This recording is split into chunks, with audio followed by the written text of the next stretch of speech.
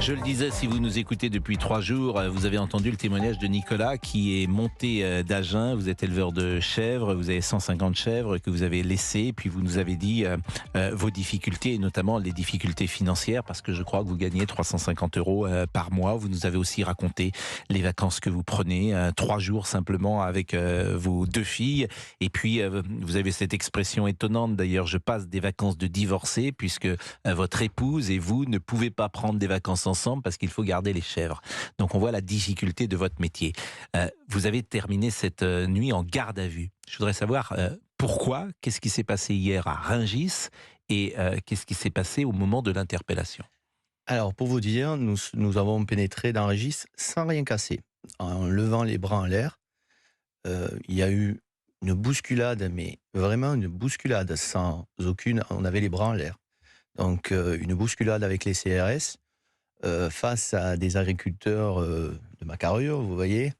Ils n'ont pas pu nous retenir. Nous sommes rentrés sans rien casser dans en fait, à contresens de la circulation, mais routière, à pied. On est rentré donc on a réussi à pénétrer dans Rungis.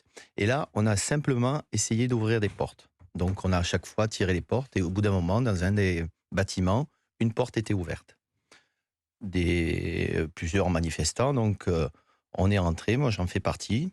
Je suis rentré entouré de 3 CRS. Je suis rentré dans le bâtiment, j'ai vu une personne qui était là, je lui ai serré la main, je lui ai dit bonjour. Et là, les CRS m'ont demandé de sortir. Je n'ai pas fait un refus d'obtempérer du tout, puisque les CRS étaient très sympathiques. Ce sont des gens formidables. Ils nous ont entourés tout le long du convoi. On a joué au chat et à la souris avec eux.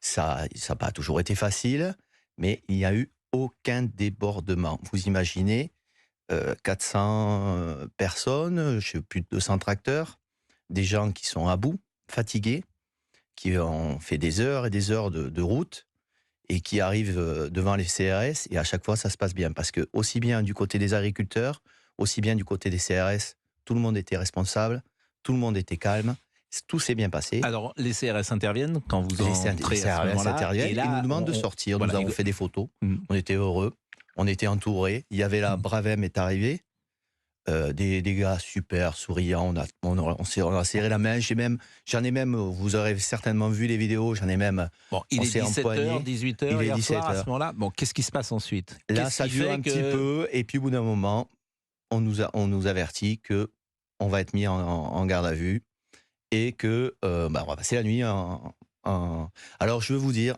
c'est vraiment, en fait, une fin en soi, et on trouve que c'est très, très bien. Parce que... bon, déjà, je vais vous dire, hein, si la manifestation s'était finie comme ça, ça allait finir comme ça. Parce que si on avait voulu casser, on avait 2 gros tracteurs de 200 chevaux, on serait rentré dedans, on aurait tout pété. L'idée, elle n'était pas là. L'idée, elle était le symbole. On avait été jusqu'au bout du convoi. Donc, on est arrivé. On allait repartir, quoi. En fait, voilà. Donc, tout on vous annonce que vous êtes mis en garde à vue. On est mis en garde à vue. Donc, dans ces cas-là, vous montez dans des fourgons de police, alors, donc, on ne vous a pas menotté, j'espère? Alors, si, parce que moi, j'ai voulu la totale. Je vous dis, je suis venu jusqu'au bout. J'ai dit, je veux la totale. Je veux être j'ai été menotté, on m'a pris mes empreintes. J'ai eu la totale. Les empreintes, c'est encore autre chose, c'est dans la procédure. Mais les menottes, on n'est pas obligé de vous passer les menottes. On a fait un petit voyage. On était 13 ensemble, agriculteurs, dans une camionnette. On a chanté. C'était très bon enfant. Et donc là, vous arrivez où? Vous arrivez à un commissariat? On est arrivé au commissariat de Créteil. Très bien accueilli, les gens. Donc là, vous étiez que 13. Là, ensemble, on n'était que 13 ensemble. Vous avez été dispersés, forcément. Alors non, on était 13 ensemble. Franchement, non, mais 13 ensemble, et puis d'autres étaient ailleurs. Alors, c'est ce que je veux dire. Parce que c'est très long, la procédure. On remplit tout en papier. Mais nous, vous savez, agriculteurs, les papiers, les procédures, les machins, on connaît. On fait ça toute la journée. Vous gardez le sourire. Donc, vous arrivez dans ce commissariat. Il était quelle heure lorsque vous êtes arrivé dans ce commissariat? J'ai plus de téléphone. J'ai éteint tout de suite parce que j'avais peur de ne pas avoir de batterie. J'ai plus de notion d'heure. Je vous dis franchement. Bon. Et là, qu'est-ce qui se passe? Vous êtes entendu? Alors, il y a une procédure on est parqués comme des animaux, là. Mais parqués comme des animaux, mais pas. C'est pas la police. Les gens, ils viennent nous voir. Ils nous disent, on comprend pas pourquoi vous êtes là.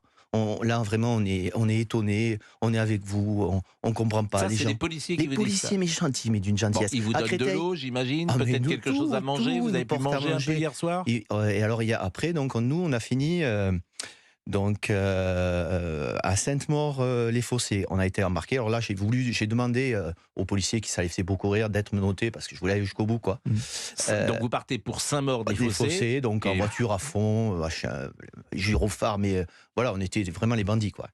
Et là, on arrive, mais fait, tout en rigolant, hein, avec les policiers, mais pour nous, c'était vraiment, on était dans l'action, c'était génial, quoi. Et là, donc, ils nous ont mis en garde à vue, donc on a passé la nuit à 3 amoureux avec deux de mes collègues que je connaissais pas, qui avaient participé à l'action, mais je connaissais pas, donc on a bien discuté toute la nuit. Donc là, vous n'avez pas dormi du tout cette nuit? Alors eux, ils ont bien ronflé, oui. Mais là, moi, j'ai pas pu dormir. Je vous explique pourquoi j'ai pas pu. Vous êtes dans un commissariat, c'est au commissariat, où vous étiez? Oui, moi, vous étiez dans cellule? On était en cellule et il y avait, à côté de nous, il y avait des enfants de 15 ans. Des enfants de 15 ans. Moi, ça m'a vraiment choqué.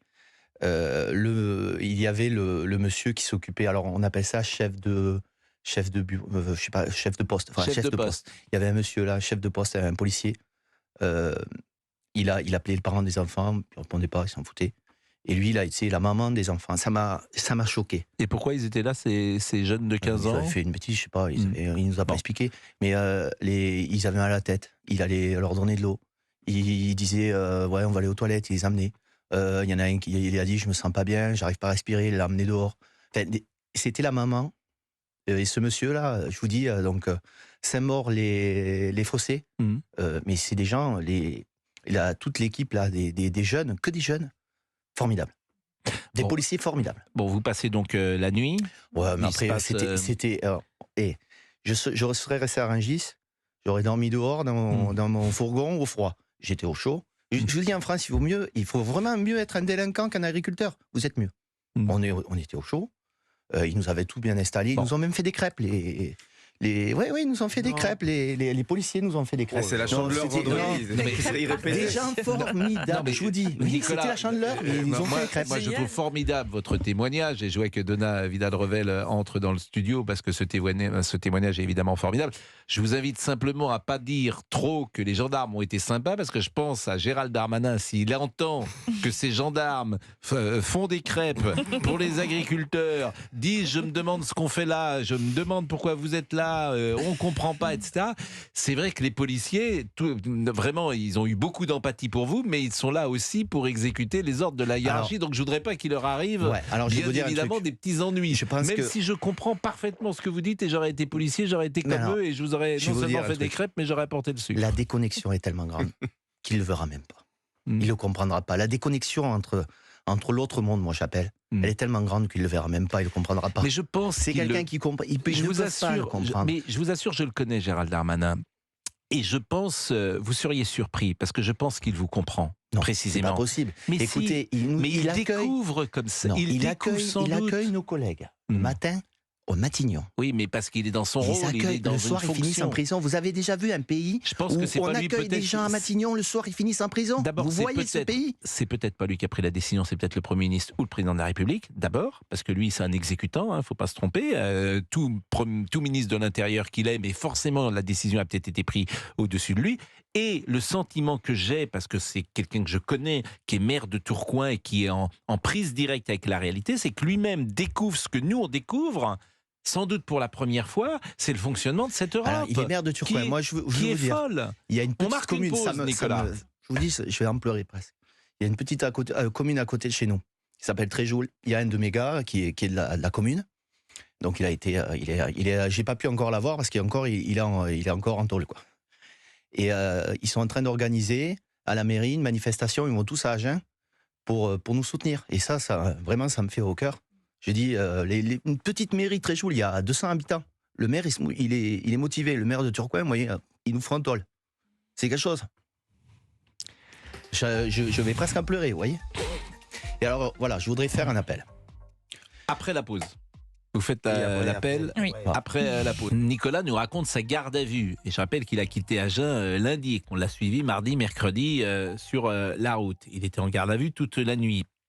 Et hier soir, lorsque vous avez quitté votre voiture, peut-être, on vous a enlevé votre portable, il y a des aspects matériels à tout ça. Est-ce que vous avez récupéré votre voiture? Est-ce que vous avez récupéré votre portable? Alors non du tout, hein, et je vous dis, heureusement qu'Européen était là pour venir nous chercher, sinon on était coincés donc à la sortie du C'est-à-dire commissariat. que quand vous êtes allé au commissariat, vous êtes parti sans vos affaires, Ah non, sans on vous carte prend, d'identité, non, sans non, rien? on vous prend comme ça. C'est ça. On vous Votre a épouse, pris. par exemple, n'était même pas au courant que vous Alors étiez si, en garde à vue? je l'ai appelé avant parce que quand j'ai compris que, quand j'ai vu que les CRS sortaient les papiers, j'ai Hmm. compris qu'il allait se passer quelque chose, quoi. Mais votre voiture, par exemple, vous savez où elle Alors est? la voiture, c'est de mon collègue Benoît, et ben c'est un fourgon, il est devant la porte du Conforama de Rungis, et ben on espère qu'il n'a pas été dégradé, on espère qu'on nous a pas volé, bon il n'y avait pas Mais grand-chose. Benoît, il a été mis en garde Ah à ben vue? tout le monde a été mis en garde à Donc vue. la voiture, elle était à l'air Elle est libre. à l'air libre, il y en Bon. a qui ont des... Et votre portable, vous avez pu le récupérer? Le portable, ils me l'ont redonné, oui, à la fin de la garde à vue. Alors ce matin, à quelle heure on vous a donné l'information que la garde à vue était levée? Alors je vous dirai les heures, je ne sais plus, je sais même pas, je crois qu'on est sorti à 10h, c'est vous Mais qui est-ce qu'on êtes vous a donné venu. la raison De pour la... le fait que la garde à vue soit levée? Pas vraiment en fait, vous savez, voilà, quand on nous a dit la garde Mais vous à avez vue été levée. entendu? Il y a eu des procès-verbaux? Oui, oui, bien sûr, bien sûr, Mm. bien sûr. Et ça, c'est au cœur de la nuit, avant la Ah non, nuit? non, là, ce matin, vers les 8-9 heures. En plus, toute l'équipe a fait pour que ce soit rapide parce que ils ont bien compris que voilà, on n'était Mais pas. vous êtes mis en examen, par exemple? Ah non, pour l'instant, non, non, ça va pas plus loin, quoi. Bon, avant la pause, vous disiez j'ai un appel à lancer. Alors j'ai un appel à lancer, voilà. J'ai un appel à tous les députés, à mes députés du Tarn-et-Garonne, Madame Valérie Rabault, à Madame Hamelé. Je voudrais qu'à l'Assemblée nationale, que tous les députés qui se sentent concernés par les agriculteurs, qui préfèrent voir les agriculteurs dans les champs plutôt qu'en prison, ils prennent un bonnet, ils le mettent sur leur tête, un bonnet jaune, et en signe de soutien à l'agriculture, en signe de soutien aux agriculteurs, et que ce soit fort. Et que nos responsables politiques, ils comprennent que nos élus, ils sont avec les agriculteurs. Si eux, ils ne le sont pas, que nos élus soient avec. J'en appelle aussi aux maires. Je vois que déjà dans nos toutes petites communes de 200 habitants, les maires, ils se mobilisent pour nous. J'en appelle aux maires des autres communes de dire qu'il y a un problème dans notre pays. Les agriculteurs, ils ne gagnent pas leur vie. Et aujourd'hui, ils sont mis en prison. Donc, il faut vraiment que les choses changent. Il faut que on se remette tous en question. Je vois, quand je suis passé la nuit donc en garde à vue, quand vous voyez, on devrait mettre tous les députés, tous les élus, tous les ministres en garde à vue une nuit pour qu'ils voient ce que c'est. Qu'ils voient des gosses de 15 ans qui rentrent.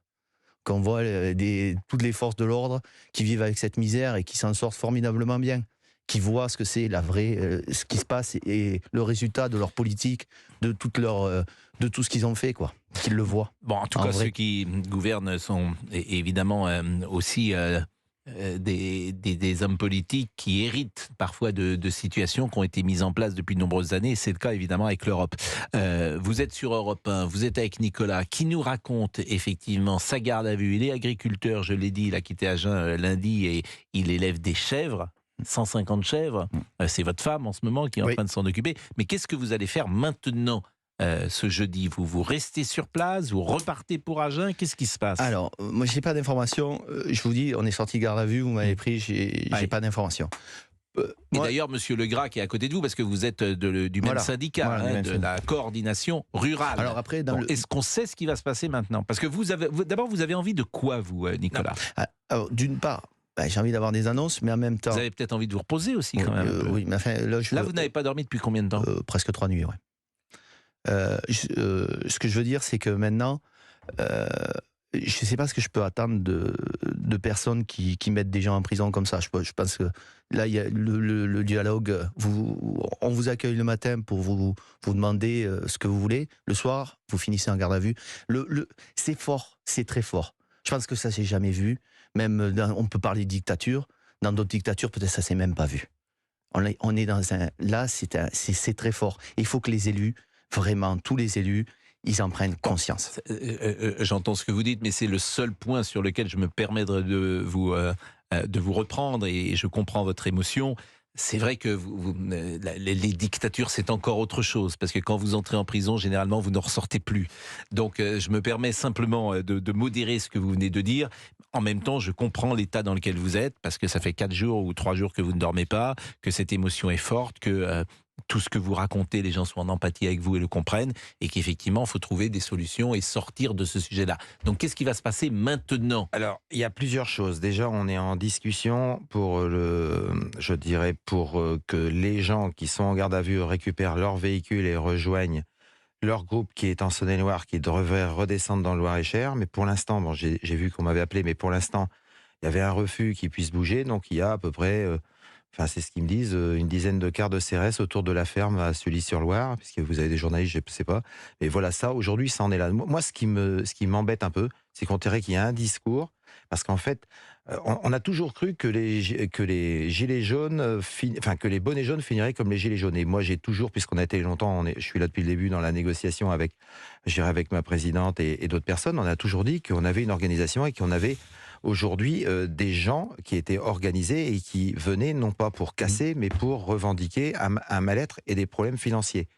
Et donc, ils sont toujours restés dans la conviction que ça allait mal Je finir. suis d'accord avec vous, mais qu'est-ce qui va se passer maintenant? Est-ce que vous allez aller vers l'Assemblée nationale, par exemple? J'entends dire que des Donc, agriculteurs... Christian Converse, qui est notre secrétaire général, a Oui. dit qu'il fallait j'avais dégonflé le ballon de baudruche, c'est un peu ça, parce que on monte dans les tours et ça sert à rien. Nous, ce qu'on veut, c'est, comme il a dit, rencontrer l'ensemble des groupes je dirais, de l'Assemblée nationale. Donc vous allez C'est prévu vers de l'Assemblée demander nationale aujourd'hui rencontrer... et que les Bon. gens ou les députés, les sénateurs qui ne sont pas sur place rencontrent des Est-ce gens qu'il y du a monde encore agricole. des blocages autour de Paris, ou est-ce que cette action-là Aujourd'hui, s'arrête? il n'y a plus de blocage autour de Paris. Nous, on souhaitait, je dirais que... faut savoir une chose très importante, et je pense qu'il faut le répéter aux politiques comme aux gens qui ont du mal à faire ce premier pas. Dans un mois, nous avons le salon agricole. Donc, le salon agricole, c'est une plaque tournante pour le monde agricole et le monde agricole, non seulement français, mais européen. Et si c'est pas une question de masse, parce qu'on est toujours ces masses. Je pense que tout le monde là est un peu fatigué, on est un peu Oui, mais il faut énervé. bien que vous ayez quand même quelque chose, des résultats de cette action. Moi, Le Premier ministre, vous m'étonnez quand j'entends dire... non, mais le Premier ministre doit apporter des éléments. Je pense, comme on a toujours dit, qu'il n'est pas tout seul pour apporter des éléments. Demain, le président de la République rencontre la présidente de l'Europe. Je pense qu'aujourd'hui, on est encore en place, je dirais, mais il faut... Nous sommes toujours autour de la table avec Monsieur Legras, qui représente qui est membre de la coordination rurale. D'ailleurs, j'ai été quand même très surpris hier soir, parce que c'est un député que j'apprécie par ailleurs, qui a été d'ailleurs un ancien journaliste de sport qui s'appelle Carl Olive, qui disait que la coordination rurale était étiquetée d'extrême droite. Et sur un plateau de télévision. Et c'est parfois l'étiquette qu'on vous donne. J'ai fait d'autres plateaux. Nous sommes d'extrême droite. La Confédération est d'extrême gauche. Parce que le centre, aujourd'hui, a du mal à se rendre compte, je dirais, du problème agricole, parfois. Et puis nous sommes toujours avec Nicolas, qui est là et que vous avez appris à connaître ces derniers jours sur l'antenne d'Europe 1. Et puis toujours avec Laurent Mariotte, qui...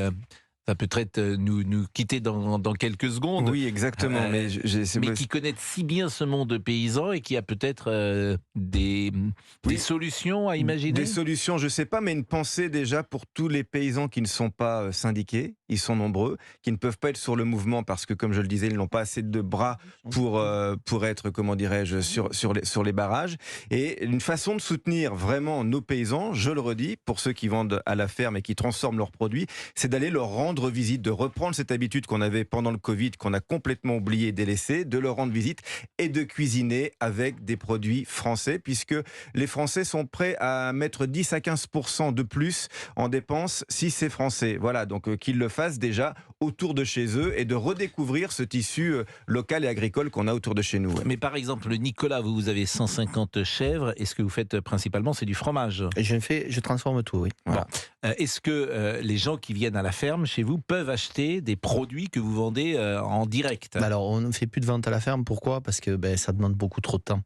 Et nous, on n'est que deux. Voilà, c'est trop compliqué d'organiser une vente. Donc, on ne fait plus de vente à la ferme.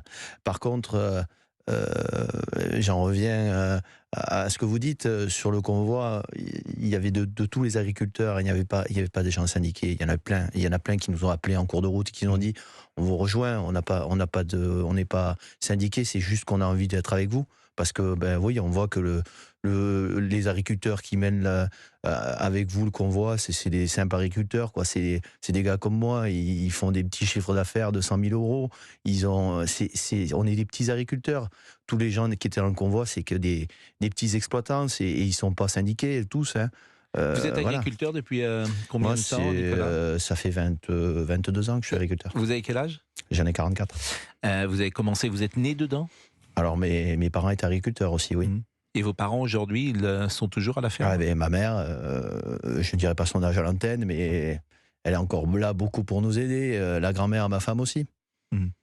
Quand elles viennent travailler, elles viennent de nous aider à la fromagerie, on appelle ça l'EHPAD, vous voyez. Votre mère, elle a une retraite, j'imagine? Bon, une petite retraite agricole, la grand-mère aussi. Voilà, c'est des toutes petites retraites. Hein. C'est 600, 700, 800 euros? Alors ma mère, c'est parce que quand elle était jeune, elle avait cotisé, elle était ouvrière, donc elle a une meilleure retraite pour ça. Mais après, oui, la grand-mère à Mylène, voilà, c'est des toutes petites retraites, quoi. Mylène, c'est votre femme? Oui.